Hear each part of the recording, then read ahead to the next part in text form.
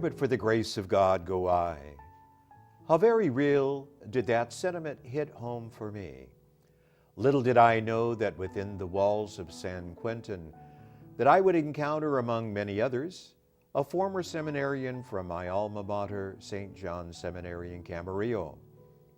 Even though he was not on the death row, he was among the general population, and we had a chance to talk a bit in the Catholic chapel. What struck me most, not only in our visit to San Quentin, but in the other institutions that I have visited in my own diocese, is my own perception of the lack of respect that we afford the men we visited. The very fact that we don a bulletproof vest in order to speak and pray with them is very unsettling for me.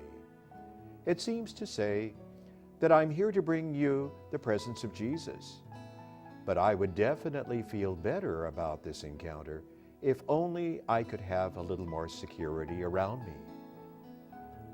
While visiting the yard, a caged exercise yard, the condemned are able to exercise some 3 hours a day and get some fresh air.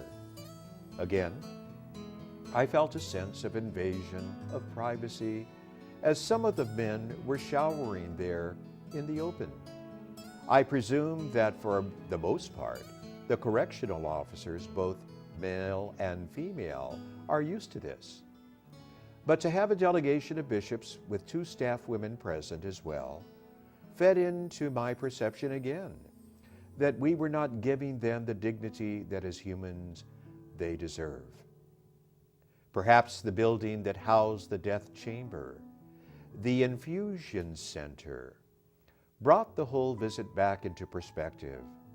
I was deeply moved as our escort described the various options that the condemned have with regard to their own execution.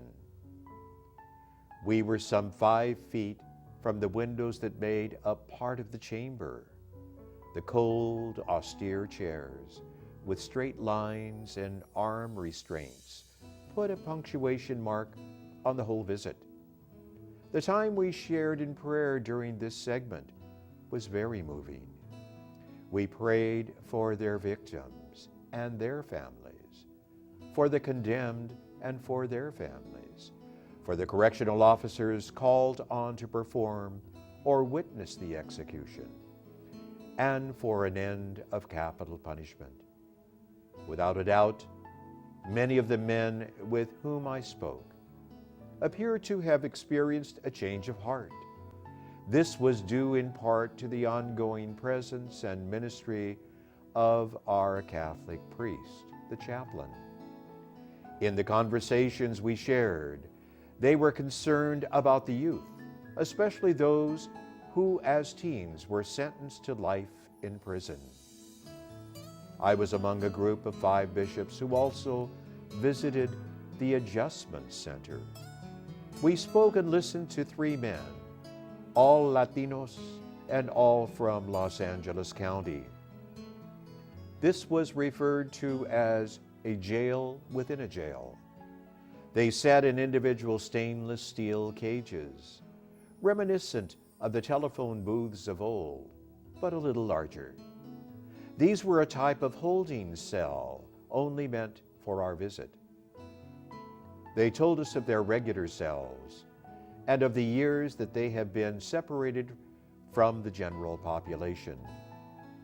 Granted, the men do have TVs and radios in their cells, plus an array of books to read. Yet the 20 hours a day in the Adjustment Center is something that the courts at this very moment are considering to re-examine. I thank both the staff at the California Catholic Conference and the San Quentin staff for affording us this time for a pastoral visit. Let us continue to pray for the correction officers, the inmates on death row, the victims of crime, and for an end to capital punishment.